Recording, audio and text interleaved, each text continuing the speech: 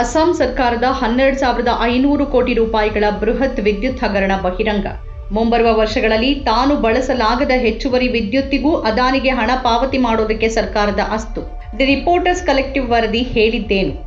ಅಸ್ಸಾಂನಲ್ಲಿ 12,500 ಕೋಟಿ ರೂಪಾಯಿಗಳ ಬೃಹತ್ ವಿದ್ಯುತ್ ಹಗರಣವನ್ನು ದಿ ರಿಪೋರ್ಟರ್ಸ್ ಕಲೆಕ್ಟಿವ್ನ ಶ್ರೀ ಗಿರೀಶ್ ಜಾಲಿಹಾಳ್ ಬಯಲಿಗೆಳೆದಿದ್ದಾರೆ. ರಾಜ್ಯವು ತನ್ನಿಂದ ಬಳಸಲು ಸಾಧ್ಯವಾಗದ ಕಲ್ಲಿದ್ದಲು ವಿದ್ಯುತ್ತಿಗೂ ಹಣ ಪಾವತಿ ಮಾಡುವುದಾಗಿ ಅಸ್ಸಾಂ ಸರ್ಕಾರ ಅದಾನಿ ಗ್ರೂಪ್ಗೆ ಭರವಸೆ ನೀಡಿದೆ ಅನ್ನೋದನ್ನ ರಿಪೋರ್ಟರ್ಸ್ ಕಲೆಕ್ಟಿವ್ ಪರಿಶೀಲಿಸಿರುವ ಆಂತರಿಕ ಮತ್ತು ಸಾರ್ವಜನಿಕವಾಗಿ ಲಭ್ಯವಿರುವ ಸರ್ಕಾರಿ ದಾಖಲೆಗಳು ತೋರಿಸಿವೆ.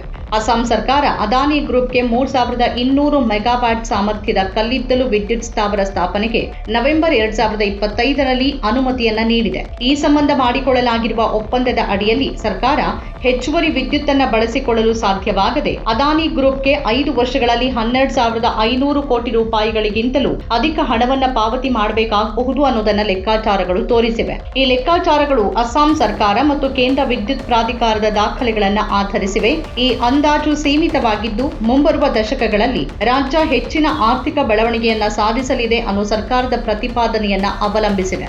ಅಸ್ಸಾಂನ ಮಹತ್ವಾಕಾಂಕ್ಷೆಯ ಆರ್ಥಿಕ ಬೆಳವಣಿಗೆಯ ಅಂದಾಜುಗಳು ಹುಸಿಯಾದರೆ 5 ವರ್ಷಗಳಲ್ಲಿ ಅದಾನಿ ಗ್ರೂಪ್ನಿಂದ ಹೆಚ್ಚುವರಿ ವಿದ್ಯುತ್ ಖರೀದಿ ಮಾಡದೇ ಇದ್ರೂ ಸರ್ಕಾರ ಪಾವತಿ ಮಾಡಬೇಕಾದ ಮೊತ್ತ 19,000 ಕೋಟಿ ರೂಪಾಯಿಗಳನ್ನು ತಲುಪಬಹುದು.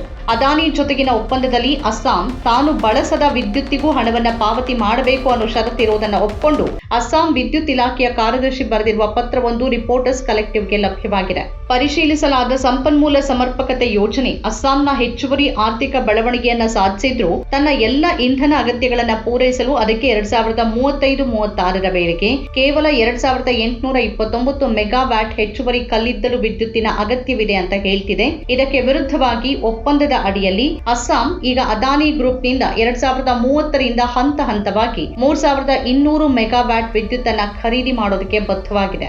ಆರ್ಎಪಿಗಳು ರಾಜ್ಯದ ಭವಿಷ್ಯದ ವಿದ್ಯುತ್ ಅಗತ್ಯಗಳನ್ನು ಬಿಂಬಿಸುವ ಕಡ್ಡಾಯ ಮತ್ತು ವಿವರಣಾತ್ಮಕ ವರದಿಗಳಾಗಿವೆ. ಸಿಇಎ ರಾಜ್ಯ ಸರ್ಕಾರಗಳೊಂದಿಗೆ ಸಮಾಲೋಚಿಸಿ ಸಿದ್ಧಪಡಿಸುವ ಈ ವರದಿಗಳನ್ನ ರಾಜ್ಯಗಳು ವಿದ್ಯುತ್ ಒಪ್ಪಂದಗಳನ್ನು ಮಾಡಿಕೊಳ್ಳುವಾಗ ಅನುಸರಿಸಬೇಕಾಗತ್ತೆ. ಕೇಂದ್ರ ಸರ್ಕಾರದೊಂದಿಗೆ ಸಂವಹನದಲ್ಲಿ ಅಸ್ಸಾಂ ತನ್ನ ವಿದ್ಯುತ್ ಅಗತ್ಯಗಳನ್ನು ಉತ್ಪ್ರೇಕ್ಷಿಸಿತ್ತು ಅನ್ನೋದನ್ನ ದಾಖಲೆಗಳು ಬಹಿರಂಗಗೊಳಿಸಿವೆ.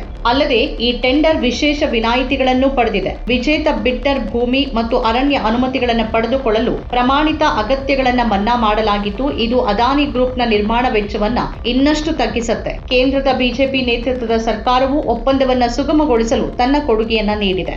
ನಿಯಮಗಳ ಪ್ರಕಾರ ಕೇಂದ್ರ ಸರ್ಕಾರದ ನೀತಿಯಡಿ ವಿದ್ಯುತ್ ಸ್ಥಾವರ ಖಚಿತಪಡಿಸಿದ ಕಲ್ಲಿದ್ದಲು ಪೂರೈಕೆಯನ್ನ ಪಡೆಯಲು ಕಲ್ಲಿದ್ದಲು ಮೂಲಕ್ಕೆ ಸಮೀಪವಿರಬೇಕು. ಆದರೆ ಅದಾನಿ ಗ್ರೂಪ್ನ ಪ್ರಸ್ತಾವಿತ ನೂತನ ಸ್ಥಾವರ ಅದರ ಕಲ್ಲಿದ್ದಲು ಮೂಲದಿಂದ ದೂರದಲ್ಲಿದೆ. ಆದಾಗ್ಯೂ ಕೇಂದ್ರ ಸರ್ಕಾರ ಈ ಷರತ್ತನ್ನ ಗಾಳಿಗೆ ತೂರಿದೆ ಮತ್ತು ಅದಾನಿ ಗ್ರೂಪ್ಗೆ ವಿಶೇಷ ವಿನಾಯಿತಿಯನ್ನ ನೀಡಿದೆ. ವಿಪರ್ಯಾಸ ಅಂದ್ರೆ ಅಸ್ಸಾಂ ಸರ್ಕಾರದ ಮುಖ್ಯ ಕಾರ್ಯದರ್ಶಿ ರವಿ ಕೋಟಾ ಅವರು ಇಂತಹ ದೀರ್ಘಕಾಲೀನ ಬದ್ಧ ಕಲ್ಲಿದ್ದಲು ವಿದ್ಯುತ್ ಖರೀದಿ ಒಪ್ಪಂದಗಳನ್ನು ಬಹಿರಂಗವಾಗಿಯೇ ಟೀಕಿಸಿದ್ದಾರೆ.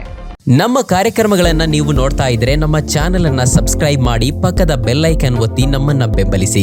ಹಾಗೆ ನಮ್ಮ ಕಾರ್ಯಕ್ರಮಗಳನ್ನ ಲೈಕ್ ಮಾಡಿ, ಕಮೆಂಟ್ ಮಾಡಿ, ಅದನ್ನ ಬೇರೆಯವರಿಗೂ ವಾಟ್ಸ್ಆಪ್ ಮೂಲಕ ಶೇರ್ ಮಾಡಿ. ನೀವು ಹೀಗೆ ಮಾಡಿದಾಗ ನಮ್ಮ ಚಾನೆಲ್ ಮತ್ತಷ್ಟು ಜನರಿಗೆ ತಲುಪಲು ನೀವು ನಮ್ಮೊಂದಿಗೆ ಸಹಕರಿಸಿದ ಹಾಗಾಗುತ್ತೆ. ಇದು ನೀವು ಯಾವುದೇ ಖರ್ಚಿಲ್ಲದೆ ಕೆಲವೇ ಸೆಕೆಂಡುಗಳಲ್ಲಿ ನೀಡಬಹುದಾದ ಸಹಕಾರ. ಧನ್ಯವಾದಗಳು.